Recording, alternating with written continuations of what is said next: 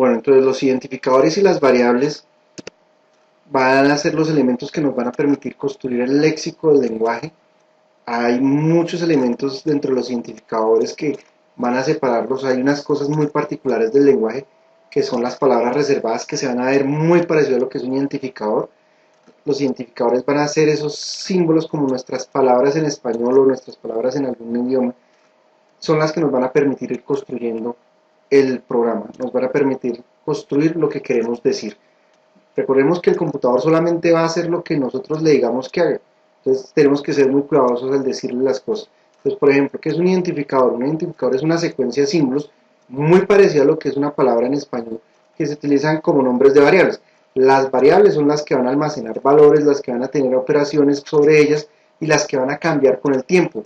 Por eso se llaman variables, cambian con el tiempo. A diferencia de la noción en matemáticas, que una variable es algo que no conocemos, pero apenas resolvemos el sistema de ecuaciones o resolvemos la ecuación o el problema que estamos resolviendo, la variable va a tomar un valor y ahí se queda.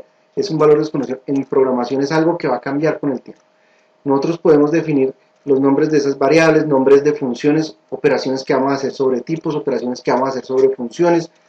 Vamos a poder definir clases, que es un tipo de programación un poco más avanzada, y estructuras de datos que se van a corresponder con los tipos de datos del producto cartesiano. Esos se escriben de alguna manera. ¿Cómo? Se escriben con una secuencia de caracteres alfanuméricos, pero que tienen una relación muy particular. Pueden utilizar un símbolo adicional que es el subrayado, pero ese subrayado puede ir al principio, al final, en cualquier lugar, pero siempre tiene que haber una letra que esté antes que un dígito. Si uno no pone una letra antes de un dígito, el identificador no sería válido. Entonces podemos empezar con subrayados tantos como queramos. Una letra, tiene que aparecer una letra, y ahí en adelante podemos poner tanto letras, números, subrayados, todos los que queramos. Pero solamente esos símbolos, no podemos poner otros símbolos adicionales. Acá tenemos unos identificadores que cumplirían con esa descripción. Por ejemplo, la palabra auto cumple con la descripción, empieza con una letra, está definida por letras y posiblemente dígitos, aquí no utiliza dígitos, cumple con la definición de ser identificador.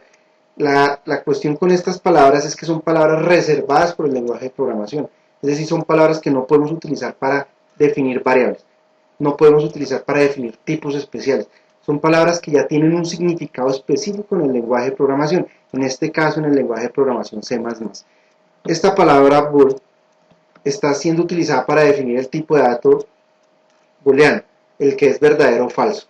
Por acá tenemos while, que es una palabra reservada que significa hacer una repetición de algo. Tenemos la palabra int, que significa que es un tipo de dato entero. Tenemos la palabra long, que es un entero un poco más grande. En computación vamos a tener unas limitaciones, no podemos representar todos los valores posibles, no podemos representar los infinitos, tenemos unas representaciones finitas. Entonces por eso hablamos de enteros o hablamos de long, y ahí lo que estamos cambiando es la capacidad de representar valores. Podemos el double, que tiene la posibilidad de representar los reales, y así sucesivamente tenemos diferentes palabras que tienen un significado particular en el lenguaje, en este caso en el lenguaje C++. Para el lenguaje Java hay muchas palabras que tiene C++ que son muy parecidas a estas, que se utilizan de la misma manera en Java, pero hay otras que no. Lo mismo en Pascal, el lenguaje Pascal tiene otras palabras que son muy parecidas acá, pero son diferentes en su significado allá. Hay diferentes lenguajes, Basic, Smalltalk, existe Scheme, existen muchísimos lenguajes. En particular en este curso nos vamos a concentrar en C++ y posiblemente veremos cómo se escriben algunas de esas estructuras en otros lenguajes.